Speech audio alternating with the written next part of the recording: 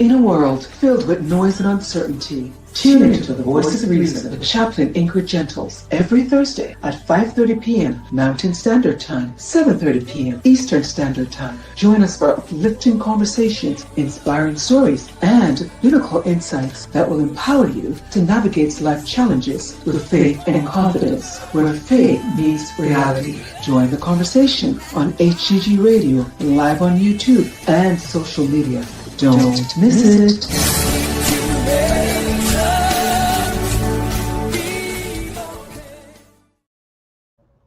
And you are tuned into the Voice of Reason. Yes, you are.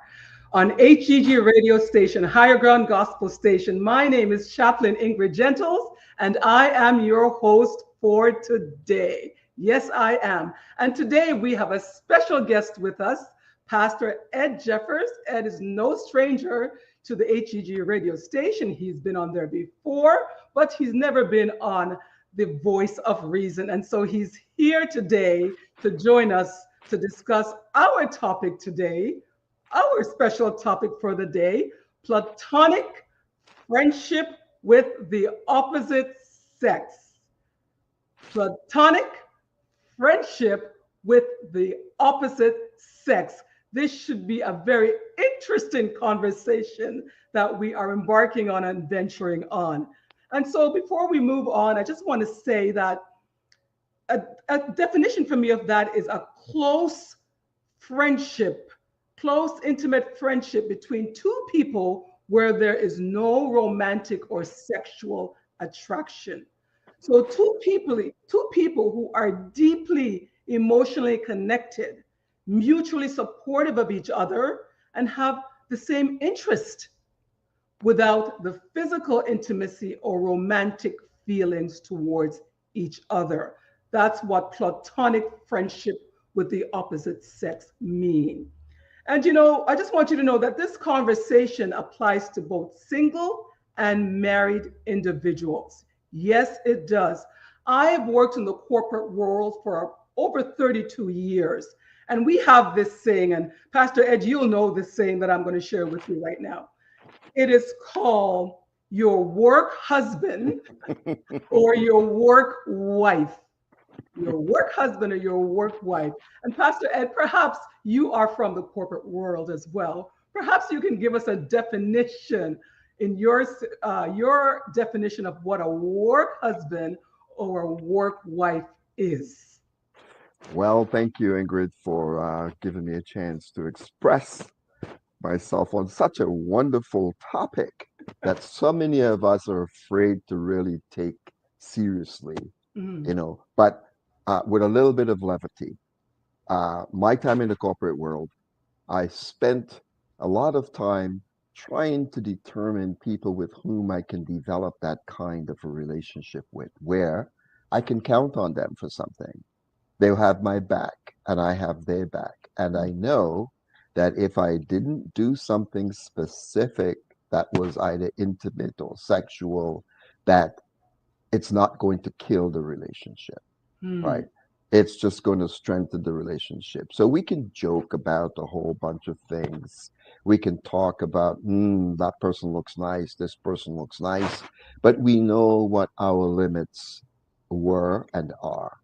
So a work wife to me would be somebody I can call on with confidence to help me do things, to help me talk about things, to help me reason through things. And oftentimes, and this I say, that it's not really relevant whether that person is quote unquote a follower of Jesus Christ or a non-follower of Jesus Christ, or whether they are married or whether they are single. Now, if they're married, it adds a little bit of complexity to it because you have to be aware of how their partner might take that relationship. And it could be that the relationship that you have is much closer than the partner have with their partner. Right? So it can sort of create a bit of tension. And worst of all is if you sort of invited to a function and you're both together, the way that it plays out, because you naturally gravitate to the person, right? Of And course. and your language and your body language may be a little intimate, but not because the intimacy means that you are sexually attracted to the person. It simply Right. means that spiritually, Hmm. you really feel comfortable with that person. Okay. So you have to be mindful of Hmm. the partners, Or whether they how, be in. or even based on what you're saying, even be mindful of how that relationship is perceived by Oh, others, right? The Bible talks about absolutely. shun the appearance of evil, right? So, yeah, what you're saying, what I'm hearing you saying is that we have to be mindful of how others are perceiving this Hmm. platonic relationship, right? Hmm. And I just Hmm. wanted to add to this work husband and work wife for those who may never have experienced that statement. It's when two people work in the same working environment, they spend a lot of time together. I mean, you spend most of your time at work in a lot of cases, Absolutely. right? Eight Yep. hours, sometimes 12 hours, depending on, the shift that you're working. And if you're depending on your partner, for example, a police officer, think about that, and has a partner, and you're dependent on that partner to have your back, you have to put so much trust in that particular individual. This is outside of the corporate world now, but I'm just sharing whether it's in the corporate or outside of the corporate world. In the event, for example, if you're a police officer, you are depending on your partner to have your back, right? That's saving your life, correct? Not only that, you Absolutely. spend a lot of time with that individual, Hmm. perhaps more than you spend time with your wife or husband at home, or if you happen to be single, you spend a lot of time with that individual. You have conversations, you're talking, you get to learn and understand a lot of things. So that's what we mean when we're talking about work husband and work wife, correct, Ed? Absolutely. Absolutely. There's another point that you raised there, which I think is really important.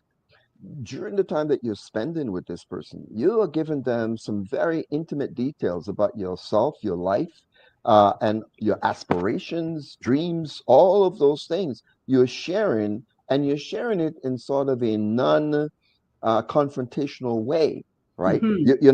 You're not expecting this person to give you this long story about it, but you want to hear their feedback.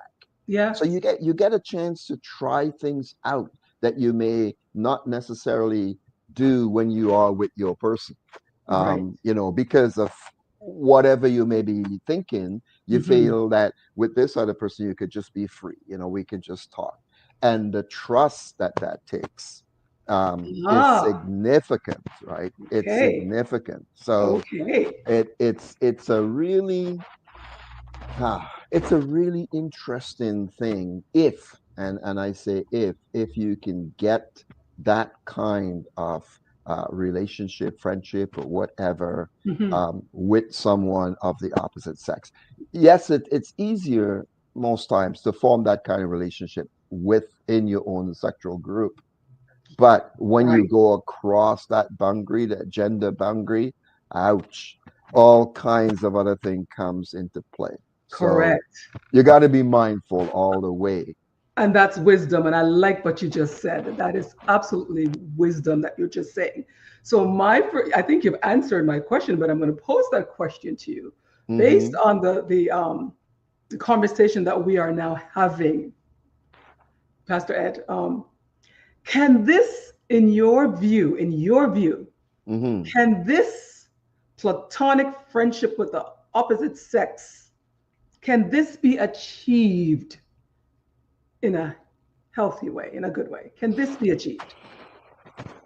I think yes, it can. Um, but it really means that you have got to set some boundaries, right? And you guys have to agree.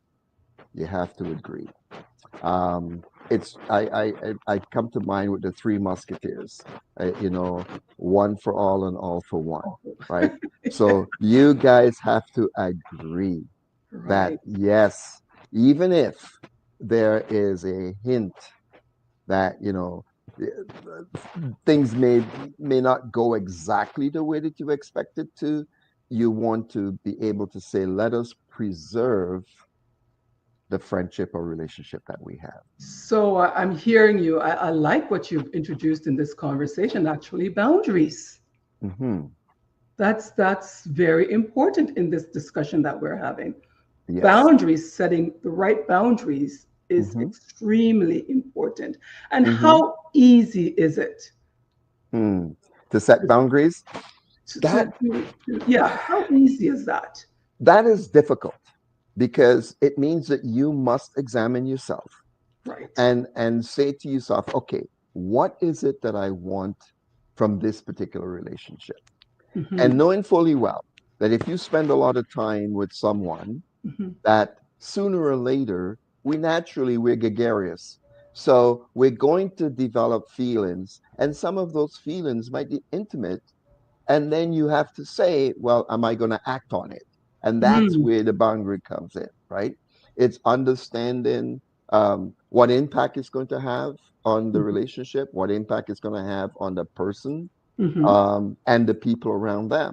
And if the desire that you have is to maintain this relationship, let it become really vibrant and wonderful, then you don't want to cause any hurt. Correct. Wittingly, right? Right. Right. Unwittingly, like you mentioned before, people are going to say, well, why are they so close? What are they doing? You know, Right. why do they Yeah. why do they hang out together? Right. Something must be going on. Right. I wonder if so and so knows or so and so don't know, like Right. there's got to be something. They just can't be like that, right? Because that's our nature. Our nature is not to be with someone simply because we find them exciting and refreshing, and we can be confident in how we're going to behave in each other's company. Most people are always thinking when you're dealing with two different sects, they're Mhm. always thinking, there's got to be something else going on in the background. And that's so So, interesting. And you know what I'm hearing you say as well is when you hear people say, if two people are able to achieve that kind of relationship and function on that level, and you hear people saying, there's got to be more. Why are they so close? Sometimes you wonder if there's not a hint of jealousy in that, wishing that they can have a platonic relationship on that level. I wonder sometimes if besides the fact that their perception maybe they're naturally inclined to think there's something going on, or do they also wish they had that? I think it's both. I think there's a sense of jealousy and they wish because, they could feel that each time they go someplace, like, oh, I had this friend and, we would go out to, let's say, dinner together or we would talk together. But somehow I get this nagging feeling that they Mm, want more, right? mm, And so I'm not sure, like, even how you dress. You might want to tone your dressing down if you feel right, that it's going to create, a different kind of a mode between you guys. But right. if you're able to dress as you feel and behave as you feel, then what a great thing to be able to have someone that you can do that with without thinking, oh my gosh, what's going to be the result of it, right? Mm, mm. I would you say, Pastor Ed, would you Hmm. say, how about the time factor? Because time, the amount of time you spend with someone plays a significant role in how that relationship unfolds as well, Hmm. right? So Hmm. if you're spending enough time with someone of the opposite sex on a daily basis because you work together, that's Hmm. even worse. We're Yes, not it even is. talking about just friendship where you see each other casually or Hmm. you see each other, on different times, but not on a daily basis. Hmm. I'm so much even concerned or focused on the ones that you spend time with daily, Hmm. right? Hmm. Hours with daily. Um, wouldn't you say that would be an opportunity um, for there to that for that connection to be impacted based on the amount of time that That that two people are spending together as a work husband and work wife. Her, you mhm, know, and listen, work husband and work wife. That it gets to a point where you start talking about what's wrong at home. absolutely. You know what But you're not happy with. You go for yes, coffee. You go for lunch. You're meetings. You're doing work together. I mean, not even realizing, but you are bonding. absolutely. What are your thoughts That's on that? that is okay. So now we hit on trust. We hit on the vulnerabilities that we have with one another, and we need to be honest with each other because of that. Because remember, in many of the relationships that we have, we don't always say honestly how we feel, and Hmm. it leads me to something that Interesting. uh, that that Pontius Pilate asked Jesus, what is truth? But notice he never answered him about it, right? And so we are always looking at truth. It could be the truth is here, but what we feel relevant enough to tell people is this narrow piece right here. But we may tell someone else a much broader, closer to the truth in how we feel. Okay. Hmm. So Interesting. as you spend more time with that person, as you begin to see their vulnerabilities also, and they see your vulnerabilities, you build a much deeper bond with one another.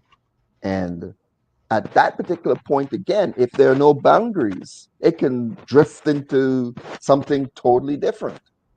But if there are boundaries and you guys could actually have a conversation about it Hmm. and say to yourselves, you know what, I got to tell you, I really feel comfortable speaking with you, and I don't want to break this comfort bond that I have with you. I Hmm. want to be able to develop it even more so that I can run to you if I have issues that I Hmm. feel that I can't really go to somebody else with. That's what. Yeah. Interesting. Interesting. You know, there is I know you know the saying, and I know we all know the saying, familiarity breeds contempt. There's that Mm-hmm. saying. But there's Mm-hmm. also a saying, familiarity breeds attraction, Absolutely. right? When someone of the opposite sex becomes familiar to you, you may start to notice their inner attraction, Mm-hmm. right? You may Mm-hmm. notice their qualities, Mm-hmm. you know, their values that you may like, or their core values that maybe even aligns with yours, Yes. right? Yes, indeed. So therefore, when positivity is met with opportunity, Mm-hmm. that's where the issue lies. Absolutely. Absolutely. Because again, look, it's so hard to build a bond. I'm not even want to talk about trust because that's a whole Whole another different thing, situation, yeah. right? But to build a bond with someone, that's one. Two, to believe, and you believe that should I call on this person, I will be able to get good and solid advice, respect, and all those other things that are important to me as a human being. Hmm. And that person allows me to build my well-being. They're not talking foolishness to try to break me down. They're Hmm. speaking to build me up. And when they speak with me, it's from a place of wanting to understand the issues that I have and helping me through whatever issues that I may have. When you find someone that you could do that with, oh my gosh, it opens up a whole different plane of Mm. existence. Mm. And you got to control that real tight. Interesting. You really have to control that real tight because you have poured out yourself to this person. They have poured out themselves to you. Hmm. You feel this comfort. You guys gravitate to each other. Right. Wow, that's that's Yeah. a lot. That's a lot to sort of look at, right? Right. So So when we talk, and I know a lot of people say, well, we're platonic friends. Uh, just don't give the word, just don't look at the top of that word, but dig into it a little bit. Yes.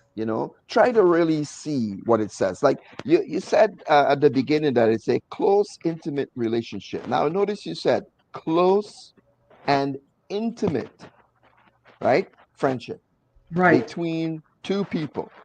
Okay. Right. Um, it's tough if you've got a close and an intimate relation or friendship with someone. You got to understand that somewhere along that line, there is going to be romantic thoughts. And Mm. this is where you sort of have to look at what it is that's going on, make some decisions whether or Hmm. not you feel that this is something worthwhile protecting and guarding, Wow. because there are people who are going to try to put all kinds of stuff in your way to say, well, why are you with this person? Because of what exactly? And so Mhm. forth and so forth. So sometimes you have to make a choice too. You may have a friend like that. You may have a relationship like that. And then someone who you're with may say to you, hey, I don't want that. I don't want you to be in that relationship with that Right. person. Right. Now you're in a quandary, right? Hmm. Because you're fighting between two things that you really appreciate and Mm. and you value. And what do you do?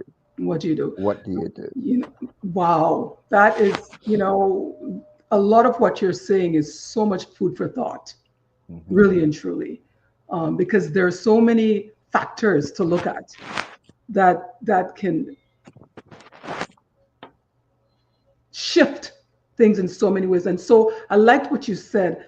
It's important to guard that relationship, protect that relationship. Because one of the things that I would say is sometimes when you have a relationship on that level, you don't want to lose that by cluttering it with anything else. Hmm. Because that is so hard to come by and so hard to achieve. Hmm. I don't Hmm. know about you, Pastor Ed, but for me, that is so hard to come by and hard to achieve. So when you have something that beautiful, you want to guard it. Yes, you You do. want to protect it. It's like you want to protect your marriage. Hmm. You protect that, right? Hmm. So if Yep. you have a healthy relationship with someone on that level, you want to protect that, right? Because the moment it changes into something else, that relationship is no longer on that level. It's Exactly. now like a relationship like you'd have Yes. with any Yes. other person of the opposite sex, right? Absolutely. And Absolutely. so we need to keep that in mind and just hold your thoughts right there. You're tuned into HEG radio station, Higher Ground Gospel Station. You're tuned into the voice of reason. My name is Chaplain Ingrid Gentles, and I am your host for today. The topic for today is platonic friendship with the opposite sex. If you like the conversation, if you like what you're hearing, please click on the like button below. Or better yet, why not subscribe to the HGG radio station? We would love for you to be a part of the HGG radio family. Let's continue, Pastor Ed. Hmm. So, in light of the conversation that we've been having, I want to ask you a personal question. Feel free to share it at your comfort. Before you became a pastor, did you ever have the experience of a friend eventually wanting more from you than just a platonic friendship? And how did you handle that? Mm. That's a that's a very tough one, and yes, I have, um, and it was really a difficult decision to make. Mhm. Um, I really value that person on so many levels, and of course, as we talked before, if you have that kind of platonic relationship, then you tend to say things to them that you probably would not necessarily say, and you look for their feedback, and you take actions based on that, and so this person knows you intimately, Mhm. right? And now you realize for yourself that, oh my gosh, this is somebody who I truly value. And and I'm going to say it, so some people may feel badly about it, but I don't want to spoil it by going down a sexual way, because that brings into context all kinds of other stuff, satisfaction, this, that, the other. I just want to keep it clear, right? And now, how do I say that Yeah. without being offensive Right. to the other person? Right. And in my case, I sort of took them out for a walk because I figured that's the only place that I could probably go that would make sense. Anything else will sort of, hit on a bunch of stuff that's going to create even more friction. But if we could go for a walk, not a romantic walk, Right. but Right. Yeah. Yeah. Better not be. just a walk where we can sort of talk, Right. and I was candid about it and Okay. said, look, there's no question that I have feelings for you, but the feelings that I have for you, I don't want to have it broken. Okay. I Okay.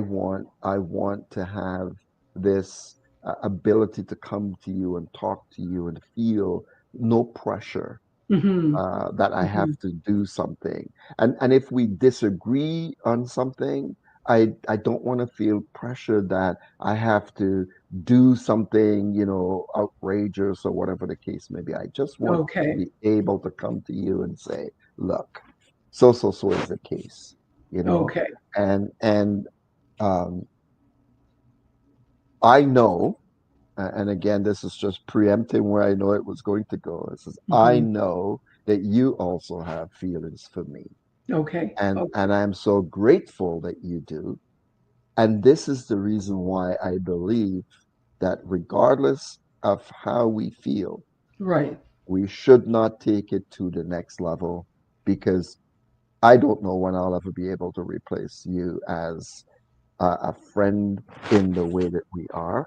Wow. And it's going to be painful for me to detach from this, you Well know. said. Well said. So, Well said. So so again, I'm hearing you putting in boundaries in a kind way.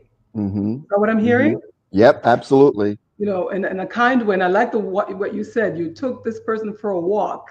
hmm So you even chose the environment. That's wisdom, right? To ensure that there's no romantic environment hmm around for what you're about to discuss with this individual. I love that. I actually like that. That lens speaks to the person that you are, if I were to respond to that. Now, question 5, as we're getting close to our time here. We may have to go Okay. over a little because I want to really wrap this conversation up. Being a pastor, hmm how would you advise a believer to proceed who has a healthy platonic relationship with the opposite sex, given the discussion we just had? Hmm. How would you advise? Say a believer came to you, right? And they're in this, you know, having this, they're in the situation, they have this platonic relationship, right, with a friend. How would you advise a single person versus someone that is in a relationship, serious relationship, or even married? How how would you advise them to approach um, this platonic friendship with the opposite sex? Hmm.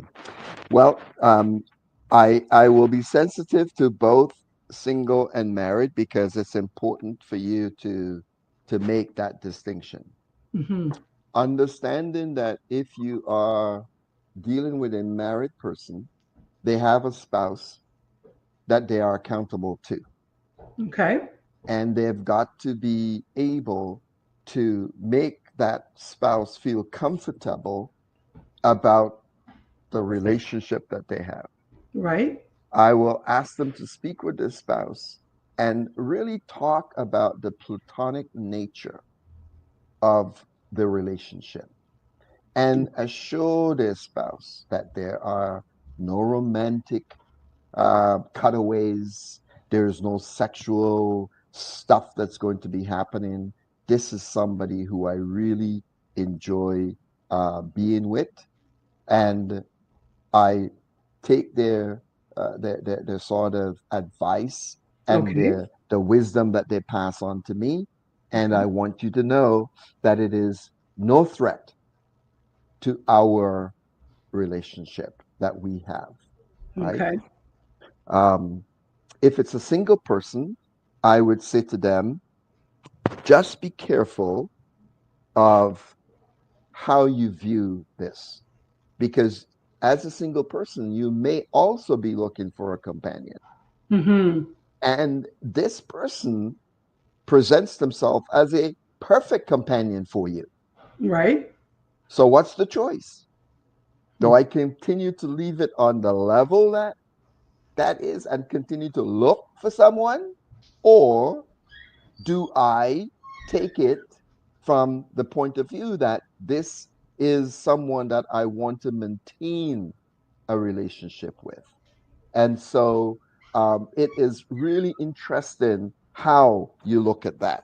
But what I could say as I look at this from either side, um, if I look at First Thessalonians chapter 5, verse 11, it says this: Wherefore, comfort yourselves together and edify one another, even as also ye do.